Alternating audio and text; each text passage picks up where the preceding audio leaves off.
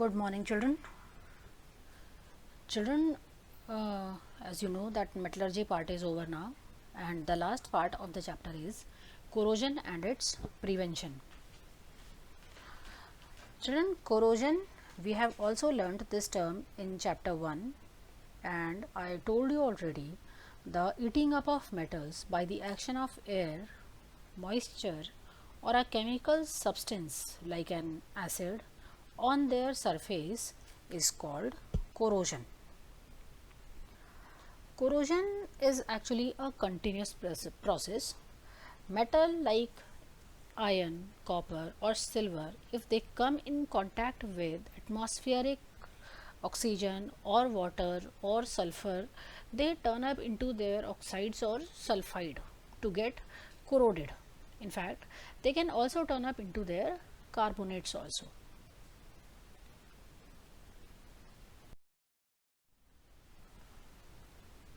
Children, as you know, we have learned corrosion of three metals, that is corrosion of copper, corrosion of silver, or corrosion of iron.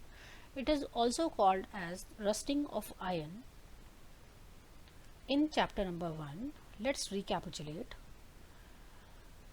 Corrosion of copper is when copper metal is exposed in air, there is a green color layer is deposited over the surface of metal, and that green color layer is made up of basic copper carbonate, and the formula of this basic copper carbonate is CuCO3 dot CuOH whole twice.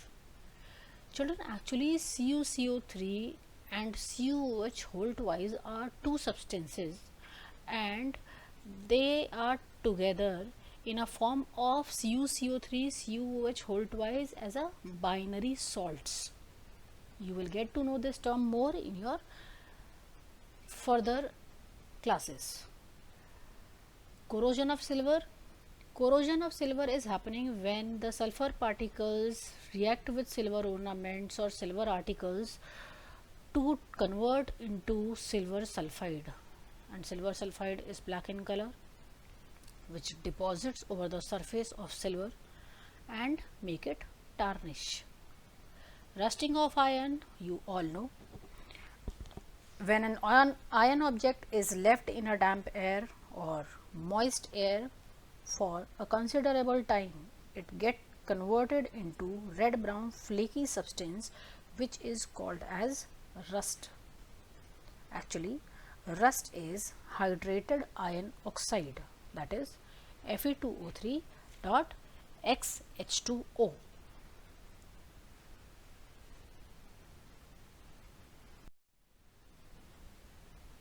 Now, what all are the conditions necessary for rusting of iron?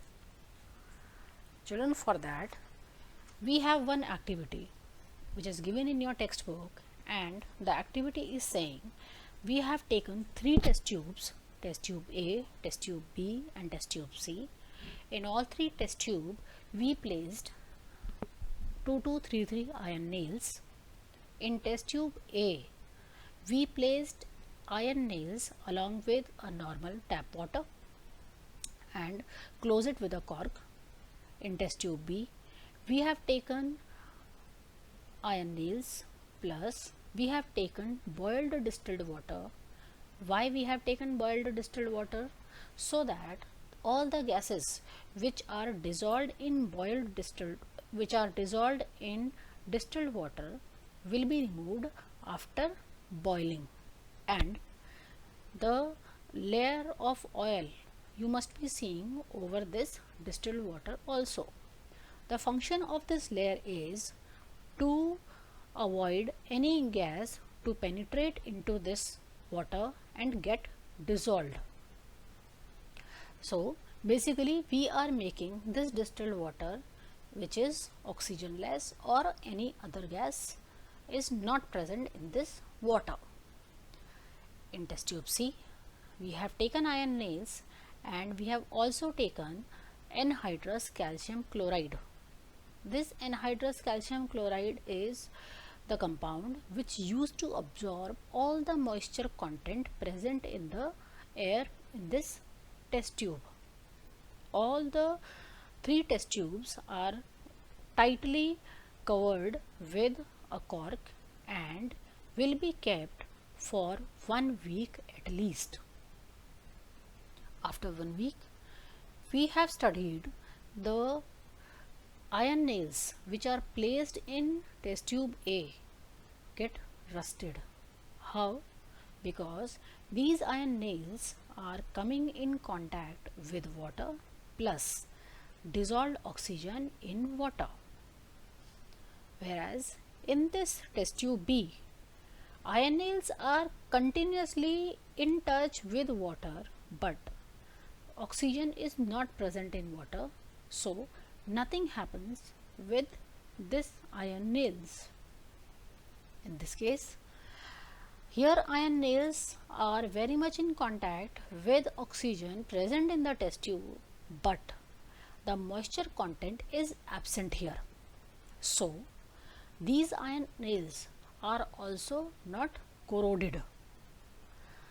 So we can conclude from this activity that the two major conditions which are very much necessary for the rusting process are number 1 air and number 2 water. Now children, prevention of corrosion. Children, rusting of iron we will talk about here most of the time only. Rusting of iron can be prevented by painting. Actually, painting is the most common method for preventing the rusting of iron or corrosion of iron is to coat its surface with a paint. When a coat of paint is applied to the surface of an iron object, then air and moisture cannot come in contact with iron object, hence no rusting takes place. Oiling and greasing also doing the same thing. When some grease or oil is applied to the surface of iron object, then air and moisture cannot come in a contact with it, hence rusting is prevented. Now children, we will be learning these 4 terms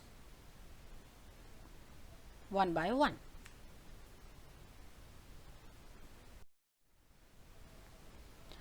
Another prevention method is galvanization. Children, the process of depositing of thin layer of zinc on metal or iron object is called galvanization.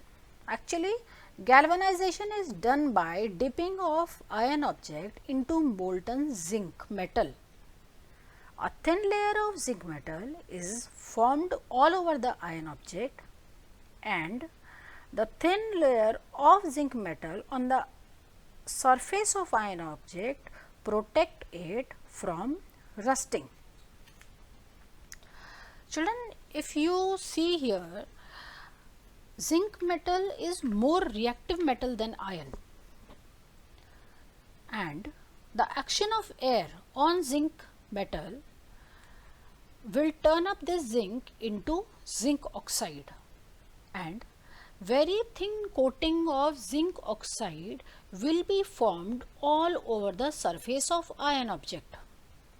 This zinc oxide coating is hard and impervious to air and hence prevents the further corrosion of zinc metal. Children, you need to note that the galvanized iron object remains protected against rusting even if a layer of zinc oxide is broken down. The zinc is more easily oxidized than iron, and the zinc layer on the surface of galvanized object is broken. The zinc continues to corrode and keep on protecting the inner layers of iron.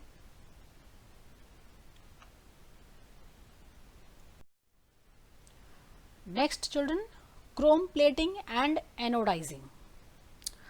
Children, chromium is the metal which used to corrode very less, or you can say does not corrode. So when we put a thin layer of chromium metal over a iron object by electroplating method, the iron objects can be prevented from rusting process. Along with chromium, tin metal is also be used for plating purpose. That plating will be called as tin plating. Same, by the electroplating method, the tin metal will be spread over the iron object or deposit over the iron metal, and objects will be prevented from rusting. Children, in earlier classes we have learned anodizing. Anodizing is the process where we form a thick layer of aluminium oxide.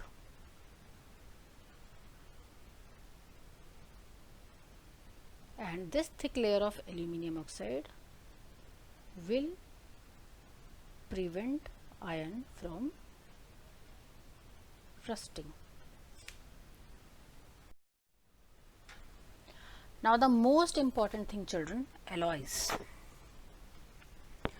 Children, alloying is the process which is considered to be one of the best process to improve the quality up to some extent and also prevent the rusting of an iron metal.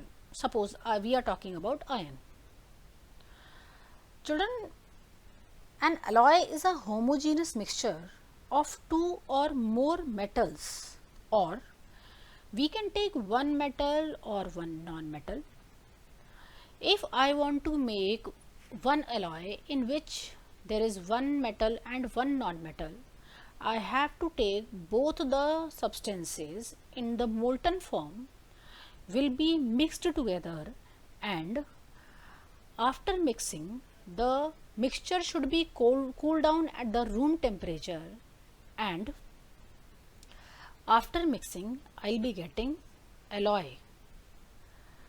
Children, the metal which is mixing into the another element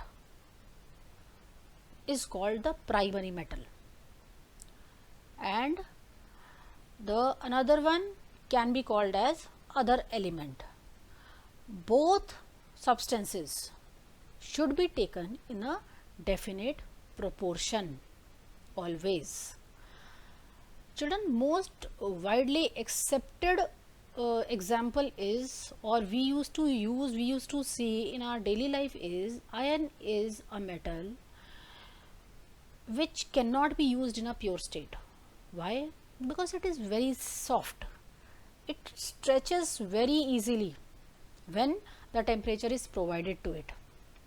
But when small amount of carbon is mixed into it, plus two more metals like nickel and chromium are mixed, we get stainless steel.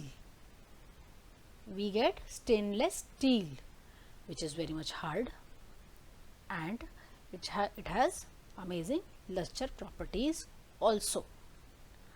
Children, if you see, stainless steel never get rusted. In fact, the metal like iron is used to rust very frequently. If you keep for 1 week also, it will get rusted, but steel never rust. Why? Because of turning up into alloy by mixing of iron into carbon, into chromium and nickel, the properties of iron becomes changed. Another examples of alloys, brass. It is an alloy of copper and zinc. Bronze, it is an alloy of copper and tin. Children, if you see here, copper is the component which is the primary metal here, and this calculated amount of copper is mixed in the calculated amount of zinc to prepare brass here.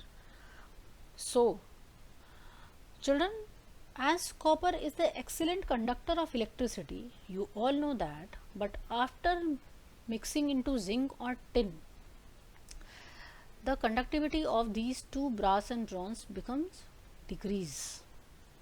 The physical properties are affected by making them alloy. Or another property which is affected is the melting point of brass and bronze are comparatively lower than copper. Another example, solder, which is used for welding electrical wires together. It is an alloy of lead and tin, and it has also a low melting point. Children, if making alloy, we are taking one of the metals as mercury, so the alloy will be known as amalgam. For example, if I am mixing calculated amount of mercury into sodium metal, the compound or alloy will be called as sodium amalgam. And the last example, children, most famous in India, 22 karat gold. 22 karat gold is actually a mixture of gold and silver or copper. Actually, children, we never use 24 karat because 24 karat gold is not durable and it used to remain soft, whereas 22 karat gold is quite hard and it is quite durable also. So children, this is it for your chapter number 3.